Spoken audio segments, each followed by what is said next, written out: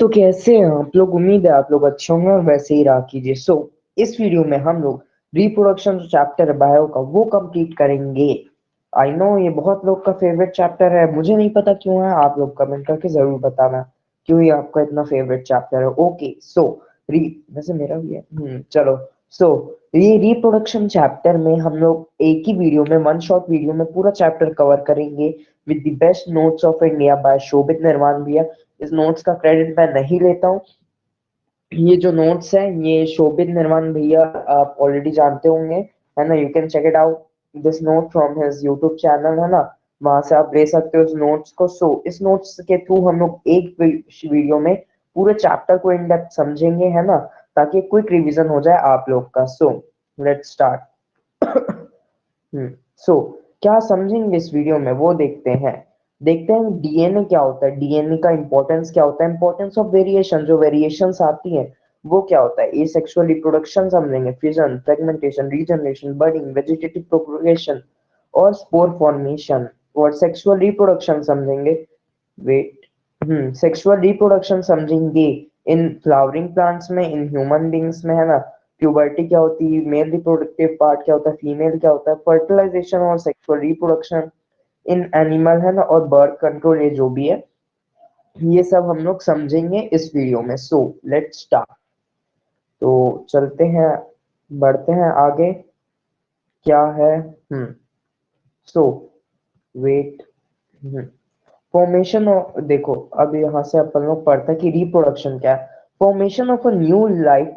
Wait formation of a new life from preexisting life is called reproduction. यानी कि जो भी एक नया जो ऑर्गेनिज्म फॉर्म हुआ है वो किससे फॉर्म हुआ है? By the already pre existing, जो ऑलरेडी एक ऑर्गेनिज्म थे उनसे जो दूसरा नया ऑर्गेनिज्म बॉर्न हुआ है ना। जो नई लाश बनी है उसे हम कहते हैं रिप्रोडक्शन। इसका क्या वो एडवांटेजेस है? देखो, रिप्लेसमेंट ऑफ डेड ऑर्गेनिजम्स, जो डेड ऑर्गेनिजम्स है उनको रिप्लेस करने के लिए होता है ना। और क्या? कंटिन्यूशंस ऑफ लाइफ ऑन अर्थ, जो लाइफ है ऑलरेडी, जैसे हम 5-6 पीपल हैं, है ना, अर्थ में मान लो, तो रिप्रोडक्शन होगा तो और लाइफ बढ़ेगी। अगर नहीं होगा तो 5-6 लोग ही पूरी जीते रहेंगे। बाय एक्सीडेंट अगर इन 5 लोग को कुछ हो गया, 5-6 लोग को, तो अर्थ में फिर आगे चल के कोई नई जनरेशन ही नहीं आएगी, है ना। तो लाइफ आगे बढ़ेगी नहीं। तो कंटिन्यूशंस ऑफ लाइफ ऑन अर्थ ये होता है ना। रिप्रोडक्शन में टू टाइप्स के होते हैं, एक एसेक्सुअल होता है और एक सेक्सुअल होता है। एसेक्सुअल कॉमन डिफरेंस क्या है? देखो, एसेक्सुअल में बस सिंगल पेरेंट इन्वॉल्व रहता है और उसमें जो गैमेट्स का जो फिजन, जो गैमेट्स है ना, उनका फिजन नहीं होता। मैं बताऊंगा क्या होता है। सेक्सुअल रिप्रोडक्शन में दो लिविंग ऑर्गेनिजम्स का जब गैमेट्स फ्यूज होते हैं तो एक नया एम्ब्रियो फॉर्म करता है। वो उस रिप्रोडक्शन, उस मोड ऑफ रिप्रोडक्शन को हम लोग सेक्सुअल रिप्रोडक्शन समझते हैं। उससे पहले समझते हैं डीएनए। डीएनए क्या है? डीऑक्सीरिबोन्यूक्लिक एसिड, डीऑक्सीरिबोन्यूक्लिक एसिड, डीएनए क्या है ये? The individuals produced by reproduction are similar to each other and their parents. This similarity occurs because of DNA.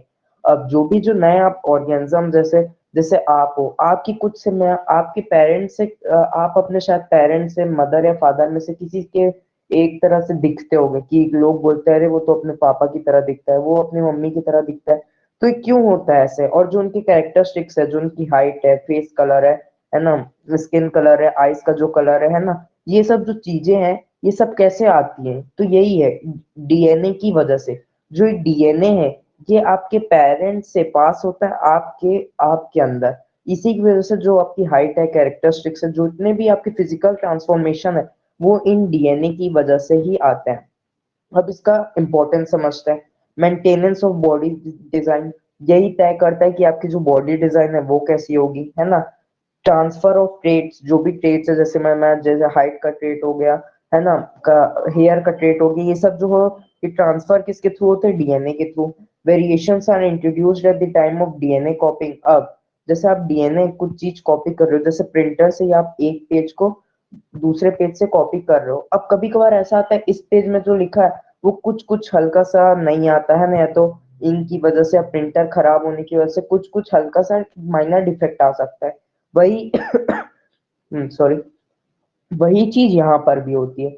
जब भी आप डीएनए को कॉपी कर रहे हो है ना, तो कुछ कुछ आपको वेरिएशंस दिख सकती हैं। जैसे ये है तो इनसे कुछ डिफेक्ट आ गया है ना, तो इन इन सब की वजह से वेरिएशंस होता है। अब ये वेरिएशंस क्या होता है, मतलब जैसे अगर आप आपके पेरेंट्स है ना, अगर उनकी हाइट काफी कम है और मान लो कि आपकी जो आप जो हो आपकी हाइट ज्यादा है, क्योंकि डीएनए में कुछ वेरिएशंस आ गए, तो क्या अब आपकी हाइट ज्यादा है तो आपके अब आने वाले बच्चों की हाइट ज्यादा होगी, इससे क्या एक वेरिएशन फॉर्म हुआ। अब इसका क्या इंपॉर्टेंस होता है, वेरी जो होता है ये क्या इंपॉर्टेंस होता है, और मेनली कौन से मोड ऑफ रिप्रोडक्शन में वेरिएशंस दिखने को मिलता है ना, ये सब समझेंगे। So importance of variation, variation ensure species can survive during unfavourable conditions.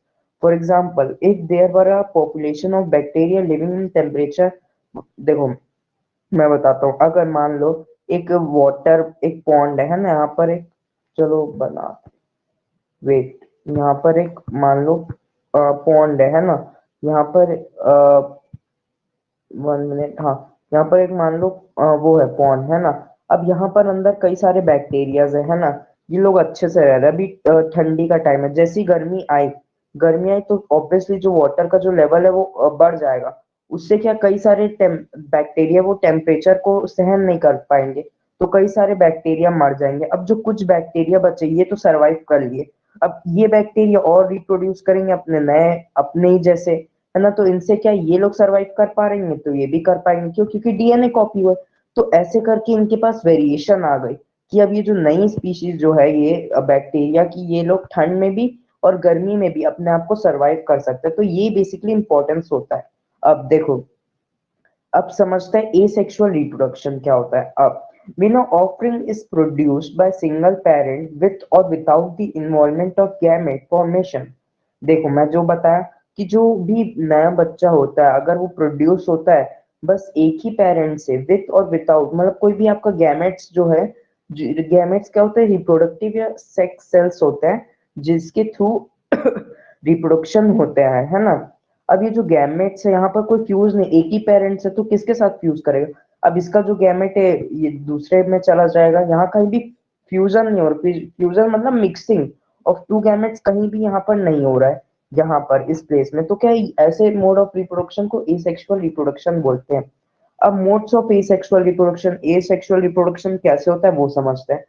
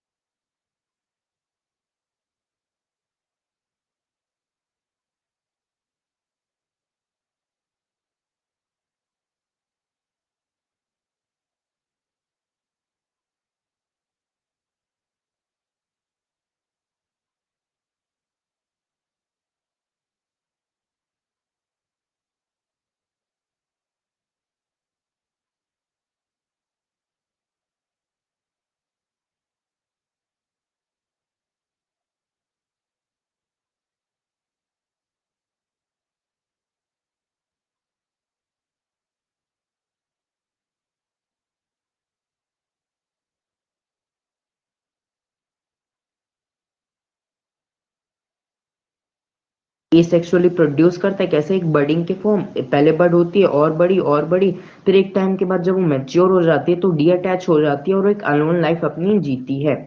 Now vegetative propagation, ये क्या है वेजिटेटिव प्रोपोगेशन? अब in vegetative propagation new plants are obtained from parts of old plant without the help of reproductive part, है ना?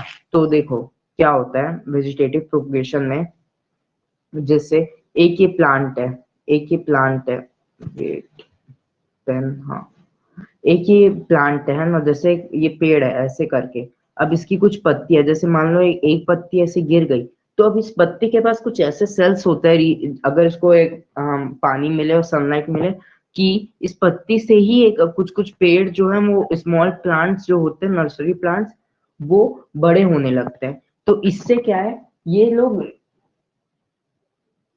हम्म देखो इससे क्या है, एक तो इनकी पॉपुलेशन और बढ़ रही है और ये एक नया ऑर्गेनिज्म फॉर्म कर रहे हैं ना फ्रॉम प्री एग्जिस्टिंग, तो ये भी क्या है एसेक्सुअली थ्रू रिप्रोड्यूस कर रहे हैं। इसको क्या बोलते हैं, नेचुरल वेजिटेटिव प्रोपगेशन। क्यों? क्योंकि नेचर के थ्रू ये फॉर्म होता है। जैसे आप देखोगे आलू, आलू के थ्रू कुछ स्टेम्स होते हैं ना, बड होता है, तो उससे अगर आप उसको मिट्टी में रख दोगे तो उससे और आलू के पेड़ उगेंगे। तो ऐसे जब जो चीजें होती है वो नेचुरल वेजिटेटिव प्रोपगेशन होता है ना। और अगर देखो नेचुरल वेजिटेटिव प्रोपगेशन इनको कहते हैं। वही अगर हम लोग ह्यूमन एक्टिविटीज अगर कुछ करती है ऐसा कुछ, तो वो क्या हो जाता है, आर्टिफिशियल वेजिटेटिव प्रोपगेशन हो जाता है ना। देखो जैसे कि आर्टिफिशियल वेजिटेटिव प्रोपगेशन में क्या आ सकते हैं, a process of growing many plant from one plant by man made method, है ना। जो भी मैन मेड मेथड्स हैं उनके थ्रू अगर कुछ होता है तो आर्टिफिशियल प्रोपगेशन हो जाता है। अब कॉमन मेथड्स क्या है आर्टिफिशियल के, जैसे कि मान लो कटिंग हो गया, लेयरिंग हो गया, ग्राफ्टिंग हो गया, ये सब जो है कॉमन मेथड्स हैं। Like a small part of plant, जैसे कटिंग में हम लोग क्या करते हैं, देखो मैं एक एक करके इसके डायग्राम के थ्रू करता हूँ। जैसे एक प्लांट है ना, इसकी स्टेम्स वगैरह है ना, ये सब है स्टेम, ये प्लांट है, इसको अपन ग्रीन सेव करेंगे। अभी जो प्लांट है, अगर मान लो इसकी जो स्टेम है, एक मैं डी अटैच कर दूं, स्टेम जो है उसको निकाल दूं उसको, उसके बाद उसको एक अलग ऐसे मिट्टी के अंदर रख दूं, तो अब जो स्टेम से उससे एक नया प्लांट उगेगा, है ना। जैसे लीफ के साथ होता है वैसे यहाँ पर अगर स्टेम से अगर मैं कुछ कटिंग कर रहा हूँ, वहां पर कोई भी पार्ट ऑफ प्लांट की अगर मैं कटिंग कर रहा हूँ, आर्टिफिशियली कटिंग कर रहा हूँ और उससे एक नया प्लांट बना रहा हूँ, तो उसको क्या बोलते हैं, कटिंग के थ्रू।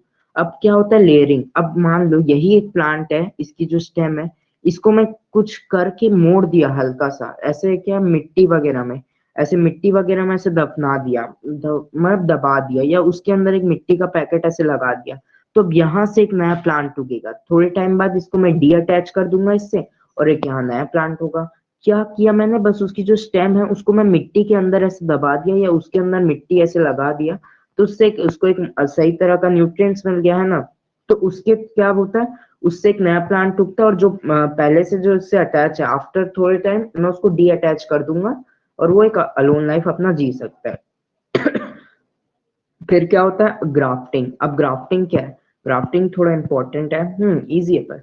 देखो अगर ये एक प्लांट है ना, एक काफी अच्छा सा सुंदर सा प्लांट है ना। अब मान लो मैंने क्या किया, कि जो प्लांट है इसकी एक जो ये साइड है ना, ये जो एक लेयर्स है, इसको मैंने इससे निकाल दिया, और एक दूसरा यहाँ पर प्लांट है ना, अब उसके भी ये निकाल दिया, है ना। या दूसरा प्लांट अभी छोटा है और इसका जो पार्ट है वो मैं इसको लगा दूं, तो एक इससे एक नया पेड़ फॉर्म होगा, है ना, नया ट्री फॉर्म होगा।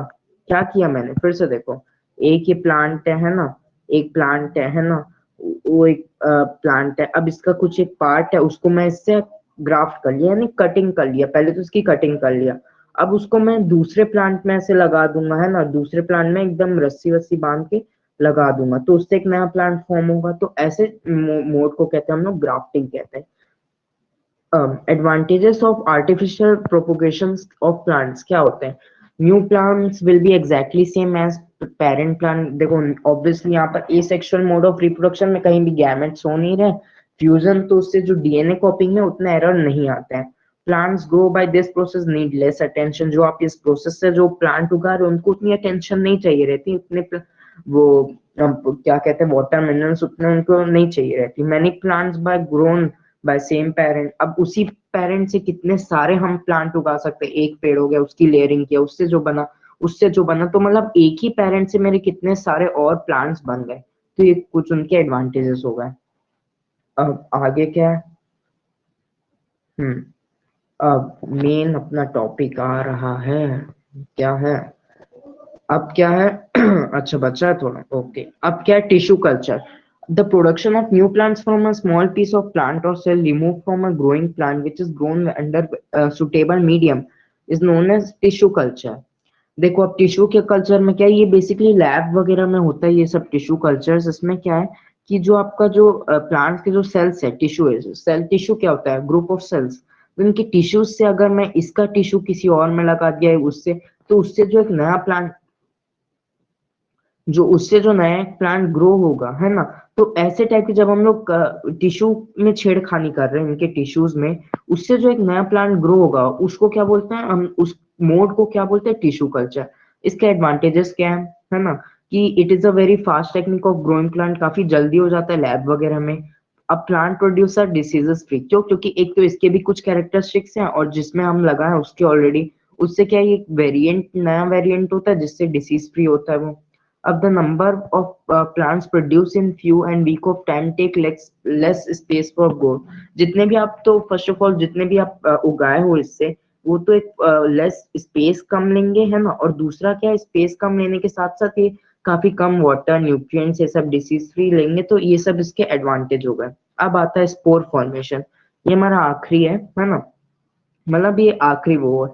अब स्पोर फॉर्मेशन क्या है? In spore formation the parent plant produce hundred of microscopic reproductive unit called spores. अब जो ये स्पोर फॉर्मेशन में क्या होता है, ये जो स्पोर्स होता है, ये कई सारे स्पोर्स फॉर्म करते हैं, ये जो कई सारे स्पोर्स फॉर्म करते हैं अपने, जैसे प्लांट है ना, ऐसे एक प्लांट है, ये कई सारे ना अपने स्पोर्स फॉर्म करते हैं। अब ये जो स्पोर्स हैं, जैसे विंड हो गया, कोई भी ह्यूमन एजेंट हो गया, अगर इसको हिला के ऐसे चला गया तो ये सब बिखर जाता है ना। कभी आप रेलवे स्टेशन के पास ऐसे पेड़ देखे होंगे, तो ये जो है ये उड़ उड़ के एटमॉस्फेयर में ही मिल जाते हैं। अब एटमॉस्फेयर में अगर कहीं भी एक इनको सुटेबल कंडीशन मिल गई, तो वहां जाके ये वहां पर चले जाते हैं और वहां से एक नई ग्रोथ अपनी स्टार्ट करता है।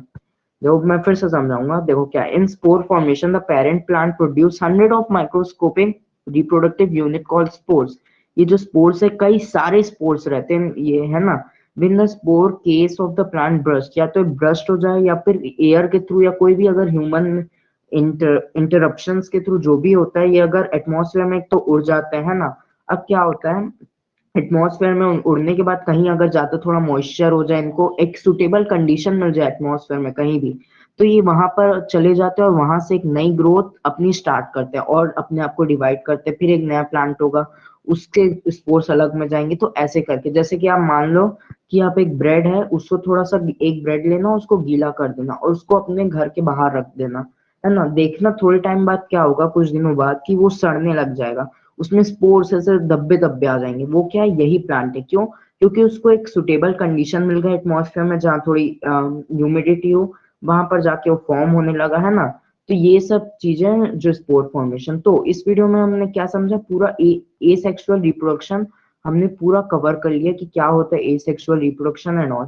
नेक्स्ट वीडियो में हम लोग क्या समझेंगे, सेक्सुअल रिप्रोडक्शन और कॉन्ट्रासेप्टिव मेथड्स, है ना? ये सब हम लोग जो इम्पोर्टेंट चीजें हैं वो हम लोग समझेंगे नेक्स्ट वीडियो में, है ना? सो आई होप वीडियो पसंद आया हो। वीडियो पसंद आया तो लाइक कर देना, चैनल पे हो तो सब्सक्राइब कर देना। मिलते हैं हम लोग नेक्स्ट वीडियो में विद सेक्सुअल रिप्रोडक्शन। तब तक के लिए bye.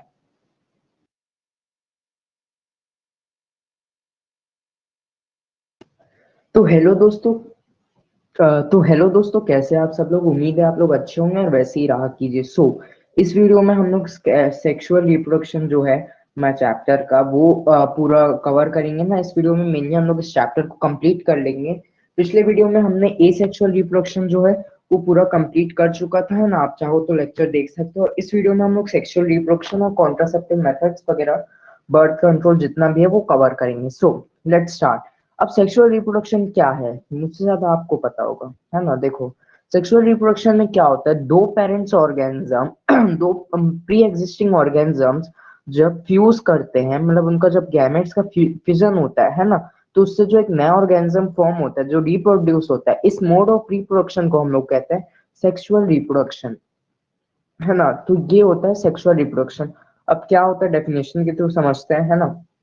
Sexual reproduction takes place by combination या fusion of two special reproductive cells called sex cells. They are also called gametes और germ cells. जो बताया था, जो दो gametes होते हैं जब वो फ्यूज होते हैं ना, फ्यूज होते हैं तो उससे जो एक नया ऑर्गेनिज्म बनता है, इस मोड ऑफ रिप्रोडक्शन को सेक्सुअल रिप्रोडक्शन कहते हैं अपन। So the fusion between male and female gamete led to the formation of zygote cell. ये एक जाइगोट फॉर्म होता है ना, फिर वो आगे चल के डेवलप होता है और नया ऑर्गेनिज्म बनता है। ओके। सो सेक्सुअल रिप्रोडक्शन फ्लावरिंग प्लांट्स। अब जो फ्लावरिंग प्लांट्स होते हैं वो भी सेक्सुअली रिप्रोड्यूस करते हैं, यानी कि एक पेरेंट, एक मेल पेरेंट होगा, एक फीमेल पेरेंट होगा, है ना। उसके जब फ्यूज करेंगे तो न्यू ऑर्गेनिज्म फॉर्म होगा। तो कैसे होता है? So, the plant in which sex organs are carried by flower and the seed is enclosed within the fruits are called flowering plant या angiosperms। मतलब ऐसे प्लांट जिसमें सेक्सुअल ऑर्गन्स होते हैं, या तो मेल होता है या तो फीमेल होता है, दोनों होते हैं, है ना, बाइसेक्सुअल होते हैं। तो ऐसे जब प्लांट्स को क्या कहते हैं हम लोग, फ्लावरिंग प्लांट या angiosperms. They bears the reproductive parts within the fruit and their seeds are enclosed in a fruit। जो इनके फ्रूट के अंदर जो एक सीड्स होते हैं वही एक इनका जायकोट की तरह रहता है, वही एक नई ऑर्गेनिज्म इन लोग फॉर्म किए, जिसको अगर आप सीड को अगर लगाओगे तो उससे एक नया प्लांट आएगा। Within the flower and the seeds are enclosed in a fruit. Most plants have both male and female reproductive organs in the same plant and are known as bisexual, while others have either male or female reproductive parts in a flower known as unisexual flowers. अब देखो क्या, जैसे एक कुछ ये जैसे इसी plant है, इसमें अगर एक मेल भी हो और फीमेल भी हो, है ना, तो ये चाहे तो खुद भी फ्यूज कर सकते हैं, या जो मेल गैमेट है कहीं दूसरे जाके फ्यूज हो जाएगा। तो ऐसे भी होता है, अगर इनके पास दोनों मेल भी है और फीमेल भी है, ऐसे फ्लावर्स को बोलते हैं बायसेक्सुअल फ्लावर्स। और अगर ऐसा हो कि ऐसे प्लांट में से जो है बस फीमेल ही हो, अगर मान लो फीमेल ही हो या फिर बस मेल ही हो, तो ऐसे प्लांट्स को क्या बोलते हैं, यूनिसेक्सुअल बोलते हैं, है ना। Unisexual flower, bisexual flower. Stamen क्या होता है? स्टेमिन एक मेल रिप्रोडक्टिव पार्ट होता है फ्लावर का। अ सिंग Stamen is a male reproductive part of the flower. A single flower may have number of stamens। अब देखो स्टेमिन क्या, जैसे ये जो है, I'll just zoom it out। हम्म हाँ, जैसे ये जो प्लांट है इसमें जो ये सब डंडी जैसा दिख रहा है ना, ये क्या होता है, स्टेमिन होता है। ये क्या है, मेल रिप्रोडक्टिव पार्ट होता है हमारे इस पूरे फ्लावर का। और ये जो है ना आपको ये स्टिग्मा स्टिग्मा ये स्टिग्मा ओवरी ये सब, ये क्या है, फीमेल रिप्रोडक्टिव पार्ट होता है। तो फर्स्ट ऑफ ऑल स्टेमिन क्या है, एक मेल रिप्रोडक्टिव पार्ट होता है कि ये एक से ज्यादा भी हो सकता है या एक ही हो सकता है ना, मोस्टली एक से ज्यादा ही होता है ना। तो अब इसके आगे समझते हैं क्या है। हम्म अब एंथर, एंथर क्या होता है? देखो, इट इज अ बायो, जैसे जो मैं अभी स्टिग्मा दिखाया आपको, है ना। सो स्टेमिन दिखाया, ये स्टेमिन हो गया। और ये एंथर, इसमें एंथर होता है। It is a bilobulate structure containing two pollen sac. इसके अंदर ना कुछ पोलन सैक्स की तरह प्रेजेंट होता है at the tip of stamen. Stamen के ऊपर ऐसे पोलन सैक्स होता है ना। These produce pollen grains. ये पोलन ग्रेन्स प्रोड्यूस करता है जो कि मेजरली येलो कलर का होता है, ये एंथर। अब क्या होता है, कार्पेल। अब कार्पेल क्या होता है, क्या था कार्पेल? चलो पीछे देखते हैं अपन, क्या था कार्पेल। हम्म वेट, हाँ, कार्पेल क्या था? देखो ध्यान दो, यहाँ पर आपको कार्पेल कहाँ दिख रहा है ये कार्पेल तो, अरे है तो। देखो कार्पेल्स क्या होता है, इनके जो अगर आप इनको वो कहते हैं, मिला के कहते हैं तो कार्पेल्स हो। देखो ये जो पत्ती जो है ना, ये सब पत्ती, इन पत्ती के बंच को हम क्या बोलते हैं, कार्पेल बोलते हैं। और एक ही पत्ती का अगर आपको बोलना है तो इसको क्या बोलते हैं, सेपल्स बोलते हैं ना, एक पत्ती को। और अगर उनके बंच को कहा जाए तो कार्पेल होता है। अब देखो इनका यूज क्या होता है, ये बेसिकली सेंटर ऑफ फ्लावर के रहता है ना, ये तीन मेन पार्ट्स में रहते हैं। एक स्टिग्मा, देखो ये स्टिग्मा हो गया, स्टाइल हो गया, और क्या ओवरी, ये जो हो गया ये ओवरी हो गया, है ना। अब इनका यूज क्या होता है वो देखते हैं। It is the terminal part of carpel which may be sticky. It helps in receiving the pollen grains during pollination.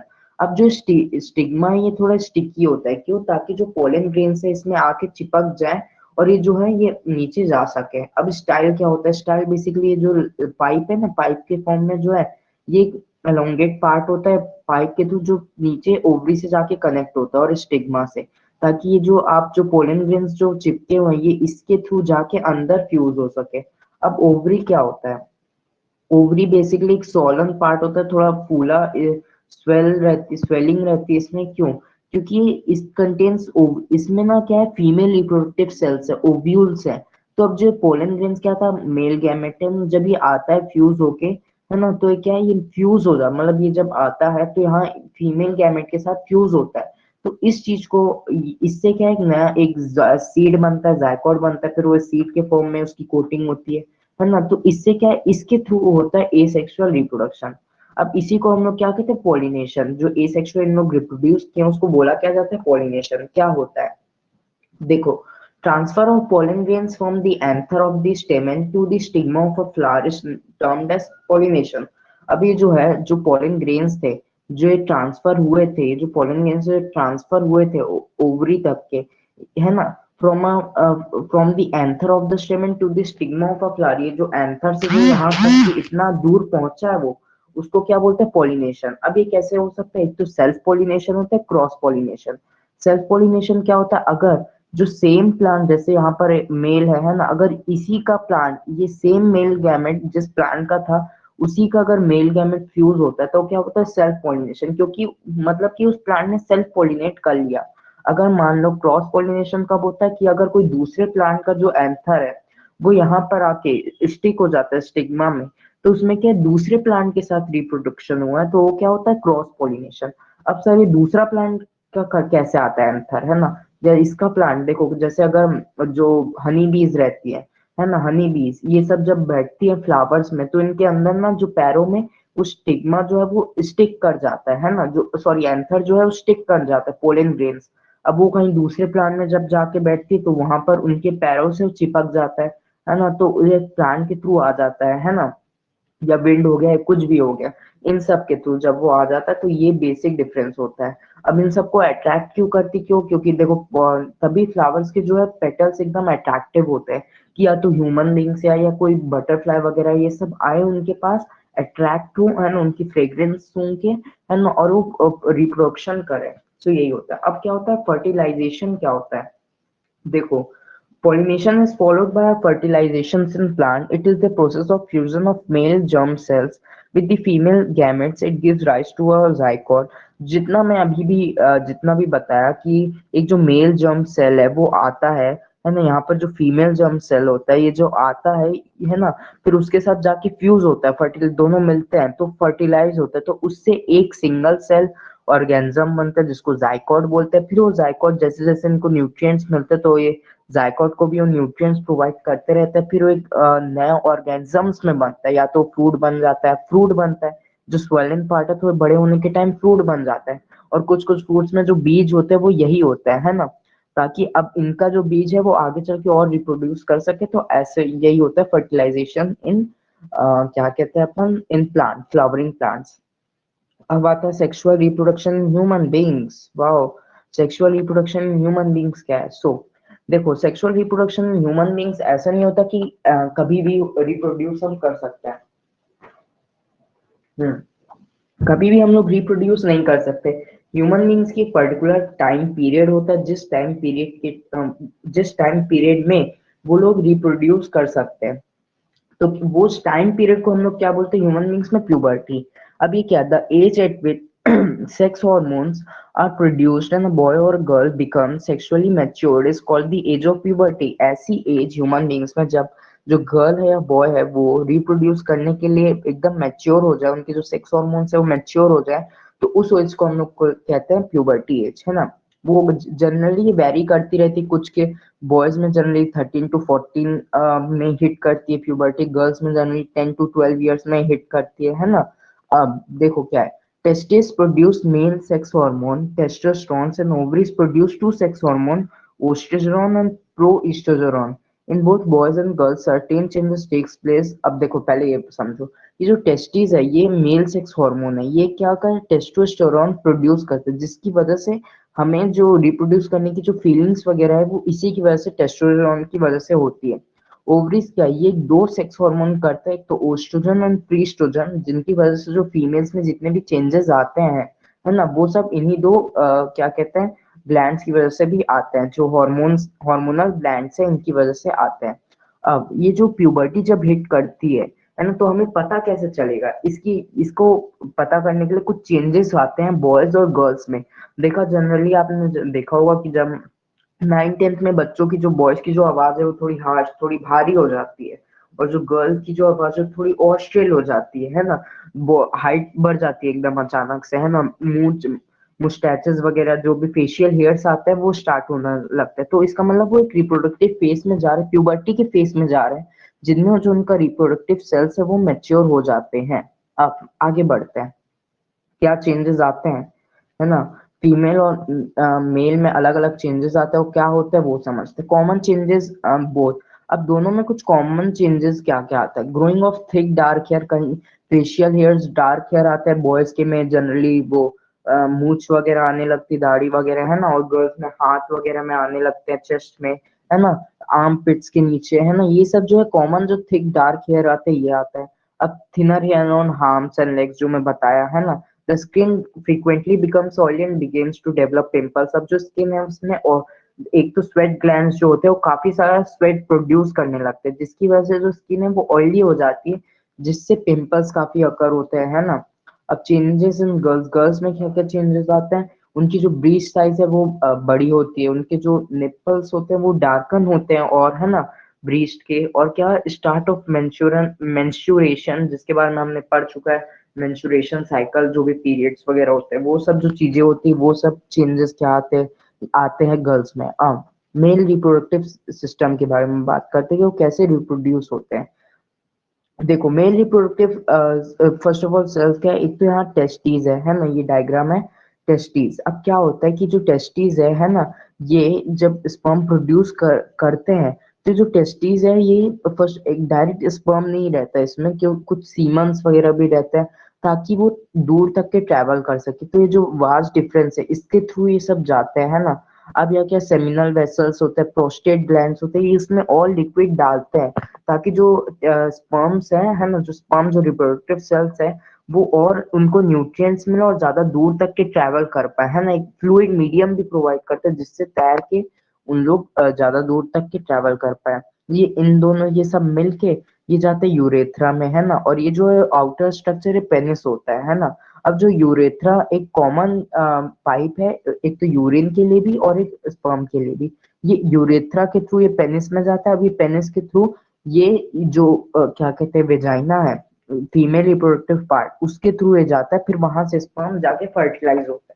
तो ये बेसिकली ऐसा मेल रिप्रोडक्टिव पार्ट होता है ना। हमने क्या देखा, टेस्टिस क्या होता है ना, और ये जो क्या स्क्रोटम होता है, जिसके एक पाउच जैसा होता है, ये हमेशा बाहर रहता है। क्यों? क्योंकि जो इंटरनल बॉडी का जो टेम्परेचर है वो उतना ऑप्टिमम उसके लिए नहीं होता, इसलिए जो है वो बॉडी के टेम्परेचर के बाहर रहता है ना, क्योंकि बॉडी के एक अलग से पार्ट में, ताकि वो एक सही से टेम्परेचर में रह सके और सरवाइव कर पाए। वास्ट डिफरेंस का क्या होता है, वो स्पर्म को डिलीवर करता है। यूरेथ्रा क्या होता है, कॉमन पैसेज होता है स्पर्म के लिए भी और यूरिन के लिए भी।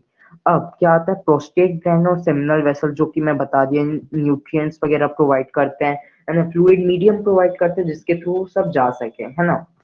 अब क्या आता है, फीमेल रिप्रोडक्टिव सिस्टम। अब फीमेल रिप्रोडक्टिव सिस्टम्स क्या है, देखो, ये फीमेल रिप्रोडक्टिव का डायग्राम है ना। देखो, ओवरीज, ये जो है ना, इसका ओवरी, एक को ओवरी बोलते हैं और दो है यहाँ, तो ओवरीज, है ना।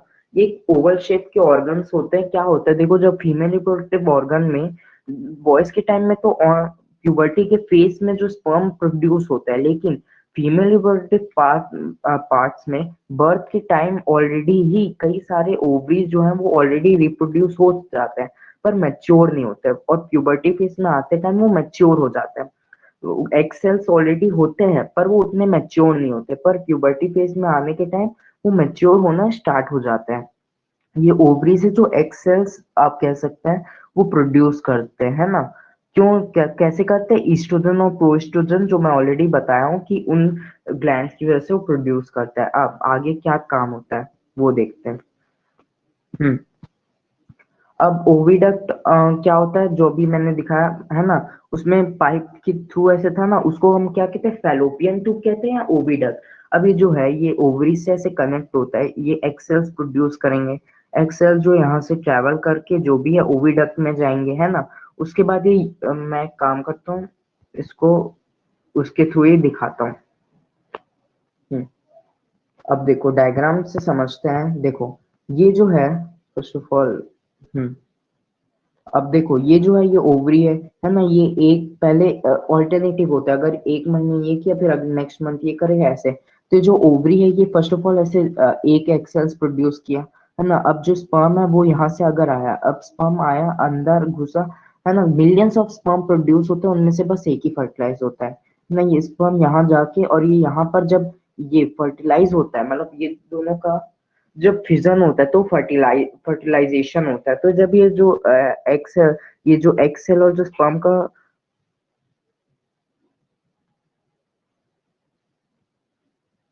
हम्म तो जब ये एक्सेल्स और स्पर्म का फर्टिलाइजेशन होता है तो उससे एक जाइकोट फॉर्म होता है। अब जो जाइकोट है, ये जाइकोट जो है वो यहाँ पर धीरे धीरे बड़ा होता रहता है, उसको न्यूट्रिएंट्स मिलते हैं। थोड़े टाइम बाद वो क्या है, ये जो यूट्रस का जो है ना वॉर्म है ना, यहाँ पर ये अटैच हो जाता है, ये जो है अटैच हो जाता है। और यहाँ पर एक प्लेसेंटा, अब ये क्या है, यहाँ पर सरफेस एरिया भी ज्यादा बढ़ जाता है क्योंकि अब जो नया ऑर्गेनिज्म है वो यहीं पर अटैच हो जाता है। अब यहाँ से इसको जो भी है न्यूट्रिएंट्स, मदर के थ्रू जो भी न्यूट्रिएंट्स वगैरह होते हैं प्लेसेंटा के थ्रू उसको मिलते हैं, है ना। जो प्लेसेंटा रहती है उसकी नेवल से कनेक्ट होती है ना, जिसके थ्रू उसको सब मिलता है। अब इस ये जेस्टेशन, इसको हम लोग और क्या कहते हैं, गेस्टेशन पीरियड या प्रेगनेंसी। इस टाइम में क्या होता है, पूरे 9 मंथ्स लगते हैं पूरे जो ऑर्गेनिज्म एक जाइकोट से एक बड़े लिविंग ऑर्गेनिज्म में बदलने में, है ना। तो ऐसे होता है हमारा फर्टिलाइजेशन, किसमें, ह्यूमन बींग्स में। अब आगे देखते हैं, है ना। तो यही मैं बताया कि कैसे जो है फर्टिलाइजेशन होता है, वॉर्म कहाँ यूट्रस में लगता है, वेजाइना क्या होता है, जितने भी स्पर्म्स आते हैं वो उसी के थ्रू आते हैं। सर्विक्स क्या होता है, एक वेजाइना और यूट्रस को ओपनिंग होती है, दोनों को अलग रखते हैं।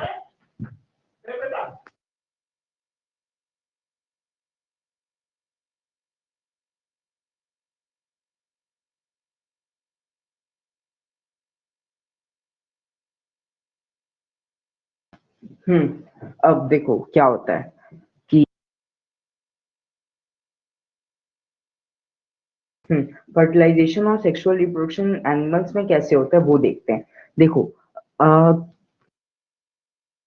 ऑलरेडी मैंने एक्सप्लेन कर चुका कि जो है स्पर्म जाता है, वेट, स्पर्म जो जाता है यूट्रस के थ्रू जाता है, वहां से पूरा वो क्या कहते हैं वो फैलोपियन ट्यूब में जाता है, वहां फ्यूज होता है, जाइकोट बनता है। जाइकोट धीरे धीरे जब थोड़ा मेच्योर हो जाता है तो यूट्रस में फिट हो जाता है, प्लेसेंटा के थ्रू कनेक्ट रहता है मदर से और उसके बीच में। तो उससे उसको जो भी है न्यूट्रिएंट्स मिलते रहते हैं। ये आप एक बार पढ़ लोगे तो पता चल जाएगा। अब एक क्वेश्चन है कि what happens if the egg is not fertilised. देखो हर महीने तो एग सेल्स प्रोड्यूस होते ही हैं, तो अगर उस टाइम अगर एग नॉट फर्टिलाइज ही नहीं हो, स्पर्म के साथ फर्टिलाइज नहीं हुआ, तो क्या होता है, तब क्या होती है, मेंस्ट्रुएशन साइकिल होती है, जो भी पीरियड्स चलते हैं, है ना। देखो जो भी हमारा था, अगर मान लो उसके वहां पर वो फर्टिलाइजेशन हुआ ही नहीं, तो क्या होता है ना। जैसे कि ये पेज है, यहाँ पर एक्सेल्स तो प्रोड्यूस है पर ये फर्टिलाइज नहीं हुआ है। तो थोड़े टाइम के बाद ये क्या होगा, ये अनफर्टिलाइज है यहाँ पर जाके अटैच हो जाएगा, है ना। और इसके साथ ऑलरेडी जो भी ब्लड्स वगैरह है ये सब एक तरह से एक टाइम के बाद वॉश वॉश अवे हो जाएंगे इस वेजाइना के थ्रू। इसी को हम कहते हैं पीरियड्स, है ना। ये 28 to 30 डेज ऐसे कुछ साइकिल्स में होता है, वुमेन टू वुमेन वेरी करता है। तो ये जब अनफर्टिलाइज एग जब निकलता है हमारे यूट्रस के थ्रू, तो उसको हम क्या कहते हैं, मेंस्ट्रुएशन साइकिल। अब रिप्रोडक्टिव हेल्थ क्या होती है, जब ये रिप्रोडक्टिव फेज चलता है तो ऑब्वियसली हेल्थ में कुछ तो फर्क आता ही है। तो उनको अच्छे से रहने के लिए आप तो फिजिकली मेंटली और सोशली आपको एकदम फिट रहना है, अच्छा खाना है, अच्छे लोग से बातचीत करनी है ना, ताकि आपको एक सही तरीका मिले और सही नॉलेज मिले, ये सब चीज। तो ये होता है। अब जो हमारा है, अब क्या आता है कि देखो आखिरी पार्ट है।